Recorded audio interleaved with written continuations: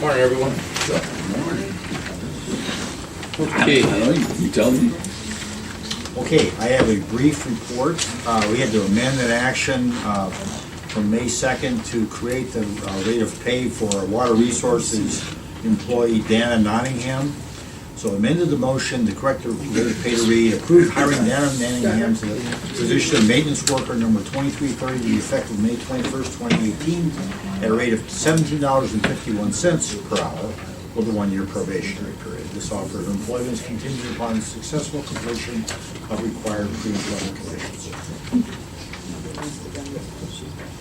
Okay. And then for the financials. We have a familiar face. Alrighty, Debbie. She's filling in for Adrian. Got a lot of questions today. She doesn't have any answers, that's what she told me. A favorite pinch hitter. Wait a minute, what you sitting over I there? got your I know. answers if you ask the right questions. You just can't figure out where you want to She's like sit. Chicken Man. She's everywhere. She's everywhere. We have two supplementals, a supplemental appropriation from ADP for their equipment account to pay for project obligations to the courts, and a supplemental appropriation for the clerk of courts computerization fund to pay for court fee support, software, and upgraded equipment. Cash transfer from the Commissioner's Office to the Public Assistance Fund for the General Fund's 2018 fourth quarter SFY mandated share. Encumbrances, a then and now encumbrance from ADP to Interwireless Incorporated for the court's video conferencing project. A then and now from ADP to Logos Communication Incorporation for the communication system cluster software upgrade project. A travel from the county engineer to the 2018 Land Records Modernization Conference in Columbus. And two travels from for JFS to the National Adult Protective Services Association 2018 conference in Anaheim. I want to go there. And two JFS to the Ohio Development Service Agency's Energy Assistance Programs training in Columbus. Vouchers. $8,778 from ADP to JFS to pay for a Cisco network router that JFS paid for but never able to use and ended up being utilized by the Opera House, so they're being reimbursed for that. $13,120 from the auditor to the state of Ohio for payment of services rendered in regard to the 2018 financial audit. $8,859 from maintenance to Keystone U.S. Management Incorporated for indoor-outdoor security cameras at the courts. And last, $319,581.80 from the Sheriff's Office to Lebanon Ford for 11 the 2018 all-wheel drive police utility vehicles. 7 of them are the Sheriff's Patrol and 4 of them are Social Security investigation vehicles. Okay. The Commissioner's Office is requesting the Board approve and execute Resolution 18-73, itemizing the financials for the meeting of May 22nd, 2018. Second. Commissioner Claypool? Yep. Commissioner Meyer? Yes. Commissioner Spudler? Great. Thank you. Debbie.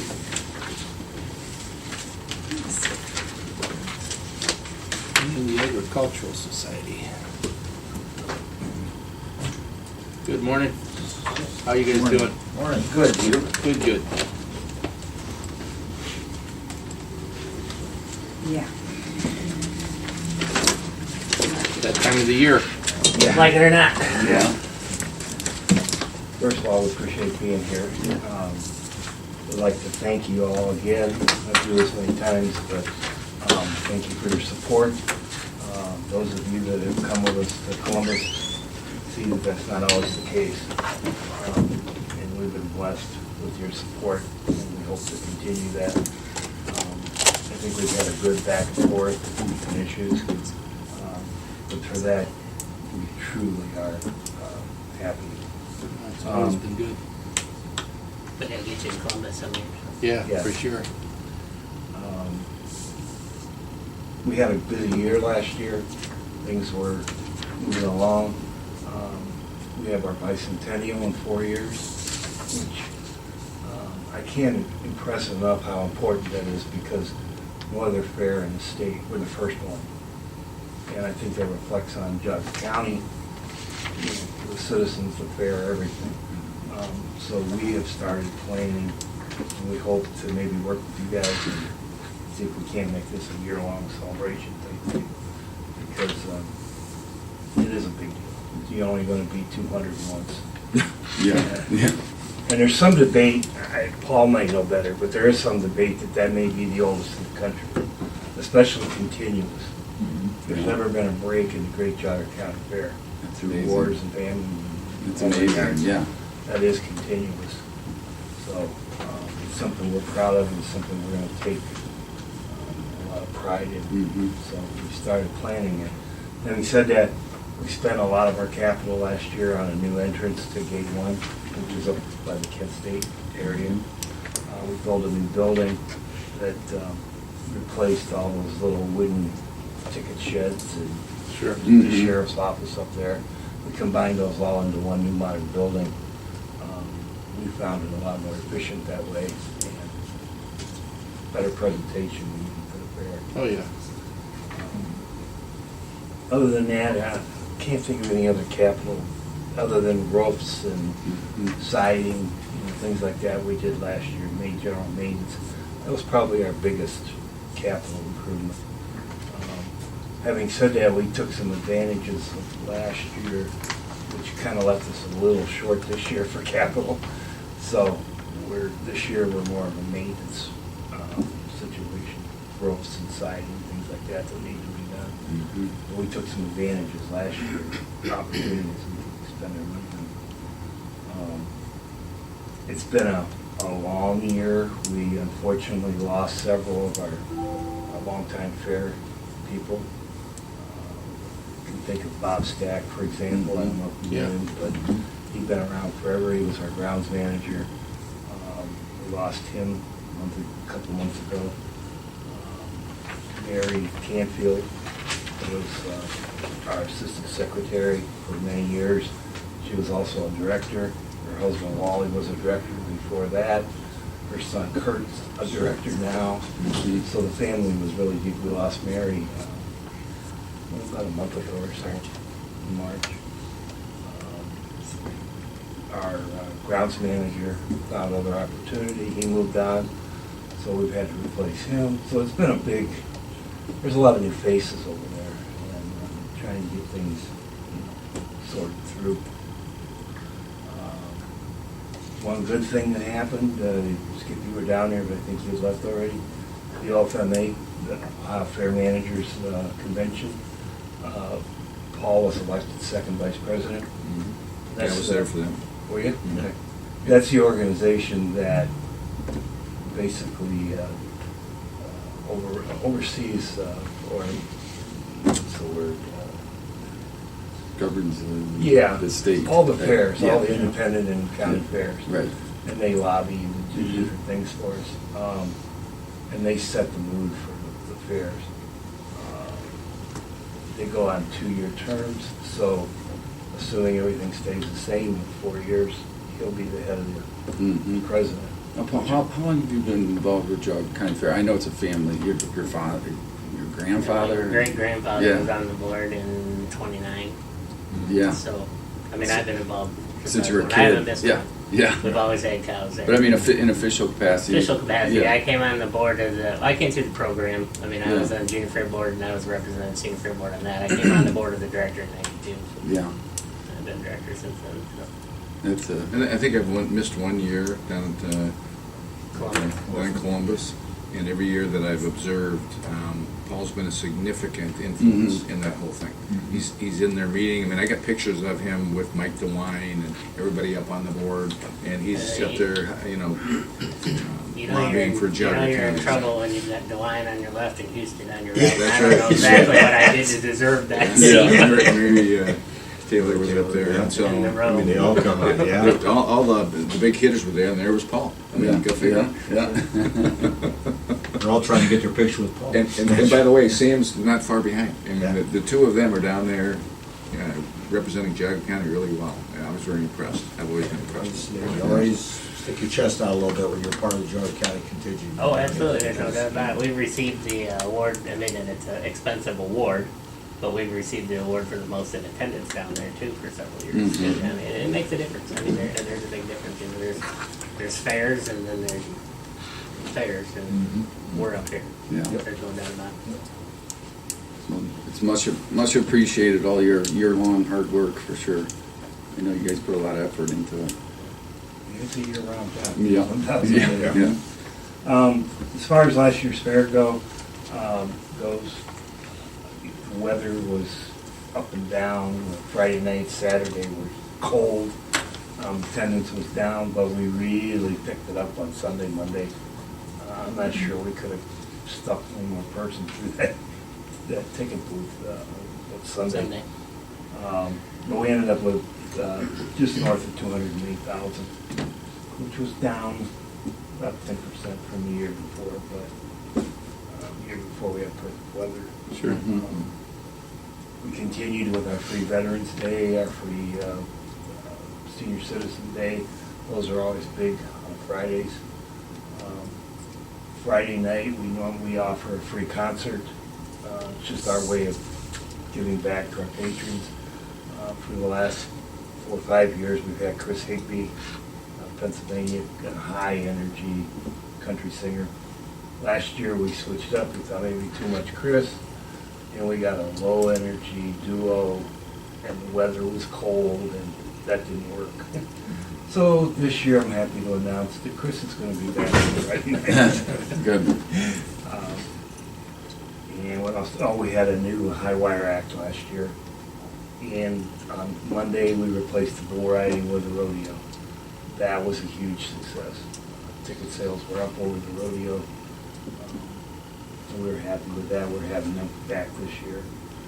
This year, new, obviously I mentioned Chris Higby, and we replaced the high wire act with a training dog show. And that's free for everybody. Probably the most significant thing that happened at the fair last year was our baked goods bandit. Oh, yeah. You probably all know Oh, yeah. about him. Paul can tell you better about it because he was knee-deep in it. Well, I just, we realized when we got in that year, we had raccoons in the building. Obviously, they usually let you know they've been there, but we thought they were gone, and they weren't. So the first night, Ann came over from Baked Goods, and one of the pie cases had gotten left open just a little bit, and he reached in and ate the crust off the pies, and they came over and told me. I didn't think anything of it. We were so busy, you know, it's just out of sight, out of mind, not worried about it. Well, the next morning when she came in tears, because all the Best of Show were gone. Oh, no. Except the bunt cake in Best of Show. Apparently raccoons do not like bunt cake. At least they didn't like her particular bunt cake that was in the show. That's so funny. they cleaned out the Best of Show, and it was in a glass enclosed area, you know, but sure enough, as we stood there looking, like, we saw the hole in the top corner, you know, that they came in, so we needed to go after some raccoons. And, so we started the poster just as a joke, as a wanted dead or alive, because we needed something for the display, because this first day of the fair we had nothing left in Best of Show to show anybody. And then on Saturday, my wife happened to be there when the lady came to the fair to see her bunt cake. And she was standing there looking at the case, and Pam said something was, you know, one of your things eaten. She goes, no, mine was the bunt cake. Yeah. But apparently didn't like so. But it made Win by national default. news. The surprising part of it, you know, we all joked about it. And of course, I think you guys can imagine how we treated the raccoons. And, but it made national news, and within 3 days, I mean, it was across the country. We were on Inside Edition. People were hearing in Texas and Really? Florida. I was getting phone calls going in. I kind of blew it off the day after the fair with an interview, and I wasn't very nice on the phone because I'd had enough of the raccoon, you know. And next thing I know, I had people calling me saying they heard me on radio and stuff, and they were talking. So That's so funny. So it continues now. So we kind of, and we actually, some of the ads and stuff we used for it, we submitted to the International Association of Fairs and Expositions. We actually won a few awards on it too, based on the ads that we had out. So it was a positive on a negative, I guess, when it came down to it. So the raccoon's in a nice, new, safe home, right? Right. As Yeah. far as I know, Yeah. they're still on the run. So. Not caught up to them yet. I'm just gonna point out, I think they're over my backyard right now. I got them on my trail camera. They were up Yeah. eating my bird seed Could last very well night. be. So yeah, Good. it was an interesting, something we hadn't dealt with in the past. No. Thank you, guys. Thank you. The only other thing I'd say is Berkshire passed their school levy. Yep. And they want to talk to us about maybe something together. We've had some preliminary discussions last year, but they didn't have any details, we didn't have any details. So Mhm. I think we look forward to talking to them, to see if there's something that makes sense for both of us. Until they get some hard plans, I'm not sure where we go with it, but we are gonna sit down and talk to them. Great. Whatever you guys need, and let us know, and we'll support you on that. For sure. We just need a plan. Yep, yep. It's got to benefit the fair at the end of the day. Yep, absolutely. Thank you. You're on the ball today. I know. Oh, these are the passes already, huh? Wow. Not your job not to lose them, though, not mine.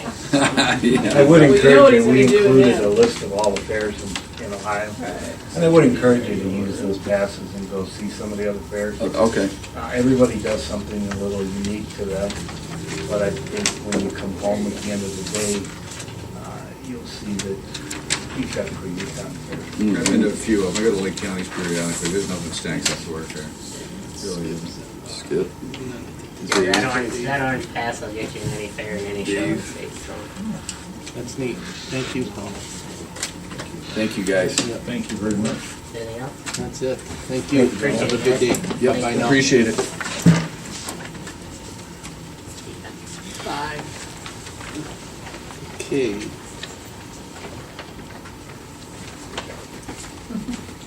Hello. Good morning. Morning. That was a beautiful event last week. Yeah. Thank you. Yeah, Great you guys turn. did a great job. What Sure. a super turnout. People, I was running into people, still talking about it. Yeah, it's a great place. I want to go back and just have dinner and Yeah. sit out on the deck and relax, you know. Yeah, We well, did it. you guys did a great job putting that all together. Yeah, it was super organized. I don't- Everything moved so, yeah. I don't think there was much room for any more, really. We had a full No. house. Yeah. turn people away? Yeah. Good Now, job. in that room there, how many people do they hold? 170. 170. We had 150. Nice. So we could have went up to 170, but we Where we called put in. it. No, Yeah, I I'm think glad it we was- didn't. Yeah, Glad we absolutely. didn't. So, Nice. yeah. I'm glad you enjoyed it. I'm here today to take through do you want me to just do all three? Yeah, that sounds Okay. good, yep. To take through the contract, notice of award, notice to proceed for Smolin Engineering, that's for architectural services for the county home porch repair project under grant BF 17. And, as you recall, this is, the project and we have to be careful the way we repair it because of historical preservation things, so we need an architect on board for this. And, we've used Smolin for many of the projects. They do a really good job, especially on historical things. So we are asking for a notice of award, and the agreement to be authorized, and notice to proceed in the amount of $4,000 for architectural services. Yeah, that sounds good. The Department of Development is requesting the board approve and authorize the president of the board to execute the notice of award to Smolin Engineering Limited for the Geauga County Pleasant Hill Home Rehabilitation Project under grant BF 17-1AZ1 in the amount of $4,000. The Department of Development is requesting the board approve and execute the agreement between the Geauga County Board of Commissioners and Smolin Engineering Limited for professional services to Geauga County for the Geauga County Pleasant Hill Home Rehabilitation Project located at 13211 Aquila Road under grant BF 17-1AZ1 in the amount of $4,000. The Department of Development is requesting the board approve and authorize the president of the board to execute the notice to proceed for Smolin Engineering for the Geauga County Pleasant Hill Home Rehabilitation Project under grant BF 17-1AZ1. Second. Commissioner Claypool? Commissioner Lennon? Yes. Commissioner Spillier? Right. Thank you. Thank you. Thank you. Have a good day.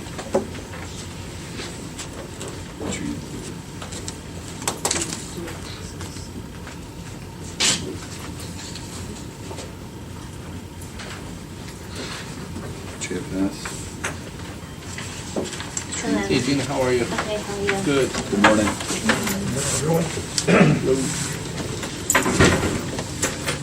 Hopefully, you were able to get the resolution all figured out.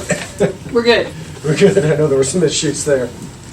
Every one of our copy machines has issues today. What's that? I said every one of our copy machines has issues today. So we have a resolution before you to recognize this month, June 2018, is Elder Abuse Awareness Month. We've come down and talked to you in the past, but again, elder abuse and obviously awareness is an increasing concern, throughout the state, but especially in a county like Geauga, where we have so many seniors living in our county.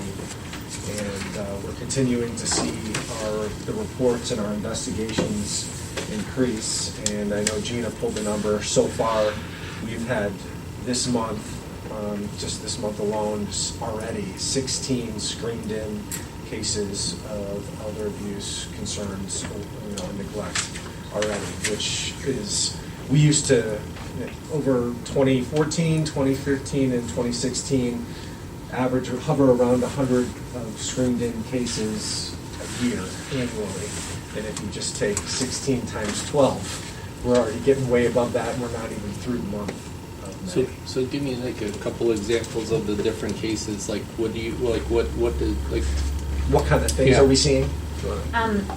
So anything from, you can have someone who there's concern that a caregiver is exploiting the senior. And so we had one not that long ago where it was really more about, like, what are they doing with the money? And so there's question as to how many checks are being written out of that account. The checks are being written, to individuals as opposed to maybe utility companies, and is the person competent to be able to authorize that? And so trying to go in there and making sure that everything is what it's supposed to be, and that the senior's not being taken advantage of, and that they're aware and are giving consent for things like that to happen.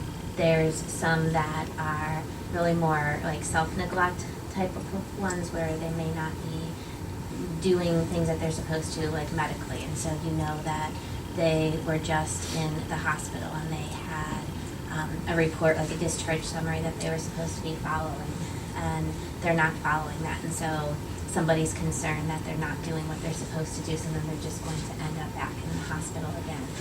So we would do something like that. We also even do supportive ones where it doesn't meet the state criteria for abuse, neglect, or exploitation, but the person really needs help, and so it's more of a preventative type of measure. And so it could be that they know that they are going to be getting an eviction notice, and so what can we do to help them possibly either get rid of the eviction notice or find someplace else to live, or just anything to try and help them so that it doesn't turn into something more serious. And in this county, you have a lot of proud homeowners that have lived in this county and paid taxes in this county, and sometimes they think they can stay in their homes and take care of themselves, but you may have Meals on Wheels or a caregiver going into the home, and they start seeing things where the senior is declining, but they may not really fully have awareness that maybe they're not taking care of themselves. They may not be showering themselves, or they may be soiling themselves, but they may have mental health decline or dementia or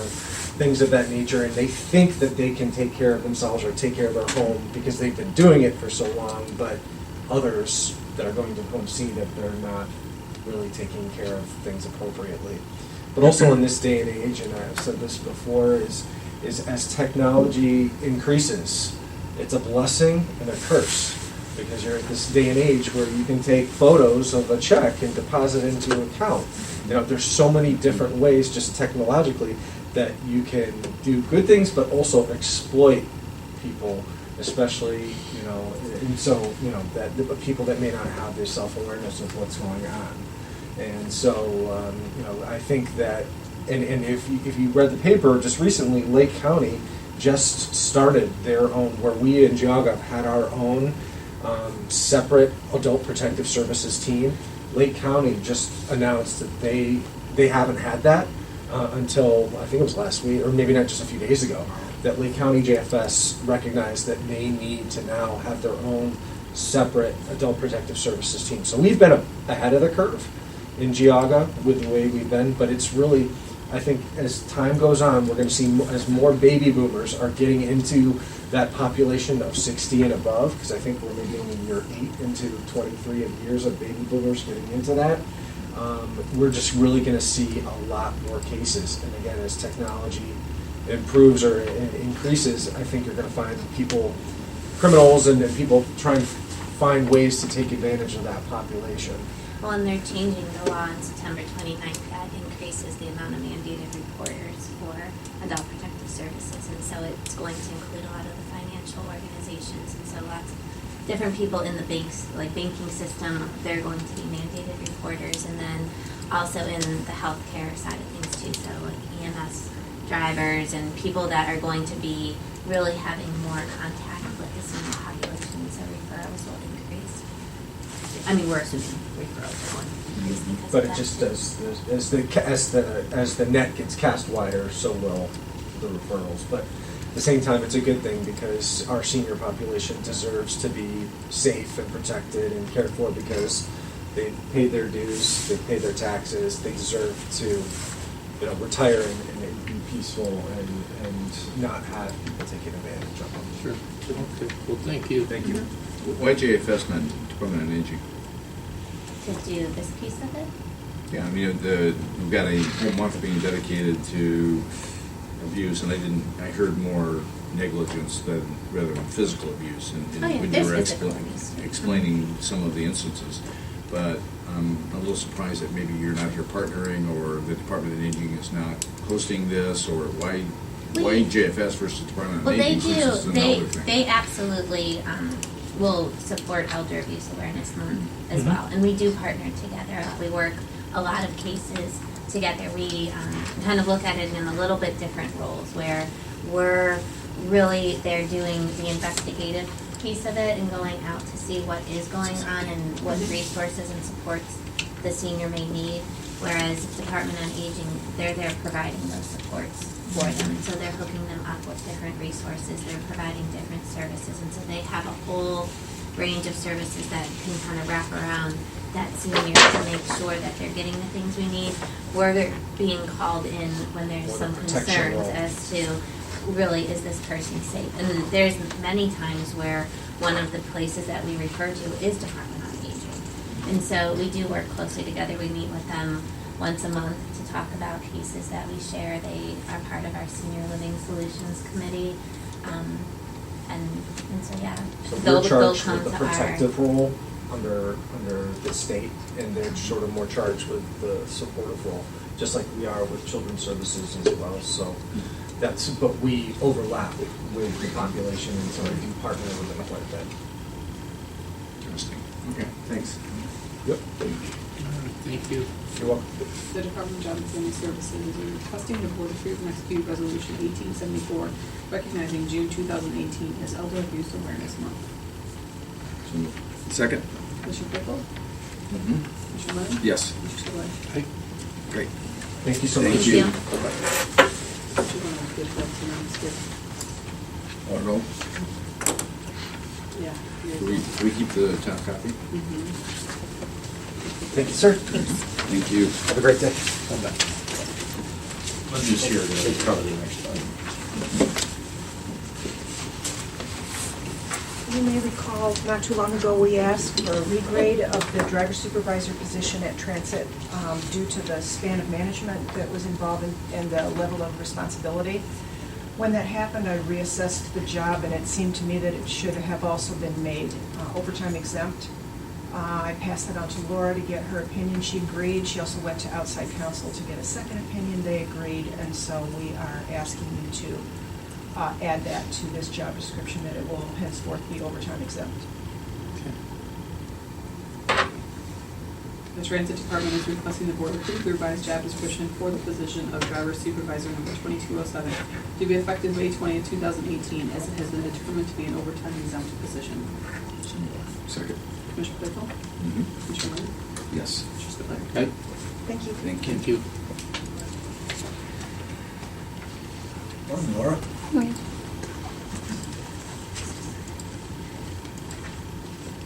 Good morning. This is just an update to our accounting form, the authorization form, for adding Dave Osborne, our operations manager, to the form. It just allows him to sign off on purchase orders and accounting information. The Department of Water Resources is requesting the board approve and authorize the president and board to execute the updated accounting forms authorization. So moved. Second. Commissioner Clayton? Commissioner Lennon? Yes. Commissioner Spudler? Hi.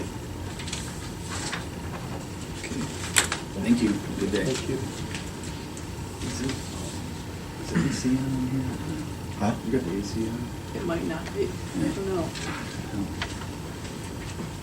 Can you check? No. Morning. Good morning.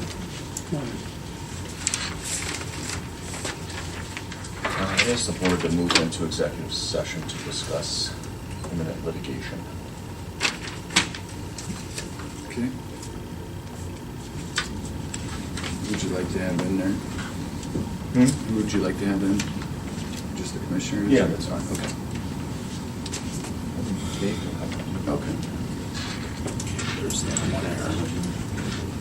one I'll make that motion. Second. Commissioner Claypool? Commissioner Lennon? Yes. Commissioner Spudler? Jerry come along too, please. Yeah, sorry. Yeah. Sorry, I didn't see him there. Sorry, Jane. I was hiding it from you. You're not hiding. Blocks all And I'm not even, trackers or ads. Oh, good. and that Good. kind I of like stuff. that. So we're back from executive session, 10:35 a.m. get out of here by the way. with action. The Commissioner's Office is requesting the board accept payment from the County Risk Sharing Authority, CORSA, in the amount of $465,985, $468,485 settlement less $2,500 deductible in settlement of claim 03-700-28905, Stephen Decatur employee theft claim. So moved. Second. Commissioner Claypool?